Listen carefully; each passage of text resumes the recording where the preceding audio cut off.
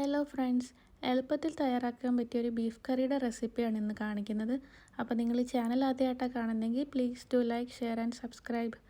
ആദ്യം തന്നെ 1 kilo beef കഴുകി വൃത്തിയാക്കി എടുത്ത ശേഷം അതിലേക്ക് 2 സവാള കുഞ്ഞതായി അരിഞ്ഞതും 1/2 ടീസ്പൂൺ മഞ്ഞൾപ്പൊടി, ആവശ്യത്തിന് ഉപ്പും കൂടി ചേർത്തിട്ട് ബീഫിൽ നല്ലതുപോലെ ഇതെല്ലാം ഒന്ന് മിക്സ് ചെയ്തെടുക്കണം.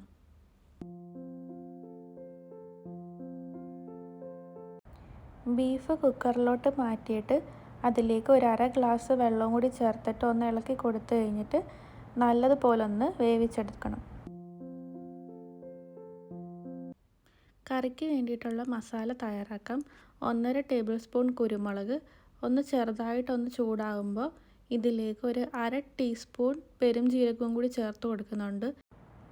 ഇതിലേക്ക് 2 ടേബിൾ സ്പൂൺ മല്ലിപ്പൊടിയും 1/2 ടേബിൾ സ്പൂൺ മുളക് പൊടിയും കൂടി ചേർത്ത് കൊടുക്കുന്നുണ്ട്. കാശ്മീരി മുളക് പൊടിയാണ് എടുത്തിട്ടുള്ളത്.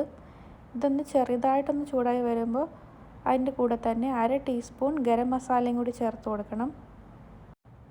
മസാല ഒന്ന് തണുത്ത് കഴിയുമ്പോൾ മിക്സിയുടെ ജാറിലോട്ട് മാറ്റിയിട്ട് നല്ലതുപോലെ ഒന്ന് പൊടിച്ചെടുക്കണം. അപ്പോഴേക്കും ബീഫ് ഇവിടെ വെന്ത് റെഡിയായിട്ടുണ്ട്. ഒരു കടായിലേക്ക് 2 ടേബിൾ സ്പൂൺ വെളിച്ചെണ്ണ ഒഴിച്ചൊന്ന് ചൂടായി കഴിയുമ്പോഴേക്കും 1 ടീസ്പൂൺ ഇഞ്ചി വെളുത്തുള്ളി പേസ്റ്റ് ആക്കിയത് ചേർത്തിട്ട് നല്ലതുപോലെ ഒന്ന് പച്ചമണം മാറുന്ന വരെ ഒന്ന് ഇളക്കി കൊടുക്കണം.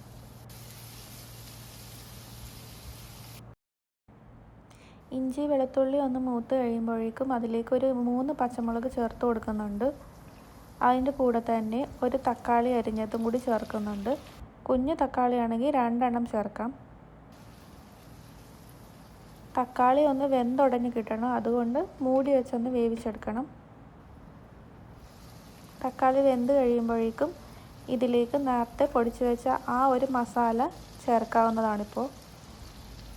മസാലയും കൂടി ചേർത്തിട്ട് നല്ലതുപോലെ ഒന്ന് തക്കാളിയിൽ മിക്സ് ചെയ്തെടുക്കണം. മസാലയെല്ലാം ഒന്ന് പച്ചമണം മാറി കഴിയുമ്പോഴേക്കും ഇതിലേക്ക് നമുക്ക് ഈ സമയം ബീഫ് ചേർത്ത് കൊടുക്കാവുന്നതാണ്.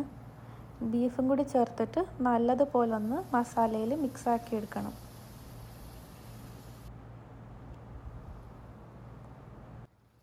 ഇത് തുറന്ന് വെച്ചിട്ട് ഒരു 5 മിനിറ്റോളം വേവിച്ചെടുത്താൽ മതി. ലാസ്റ്റായിട്ട് കറിവേപ്പിലയും അതിൻ്റെ കൂടെ തന്നെ പച്ച വെളിച്ചെണ്ണയും കൂടി ഒഴിച്ചു കൊടുത്താൽ മതി. അപ്പോൾ നല്ല ടേസ്റ്റി ബീഫ് കറി റെഡിയായി കിട്ടും. അപ്പോൾ എല്ലാവരും ഇതൊന്ന് ട്രൈ ചെയ്ത് നോക്കാൻ മറക്കല്ലേ.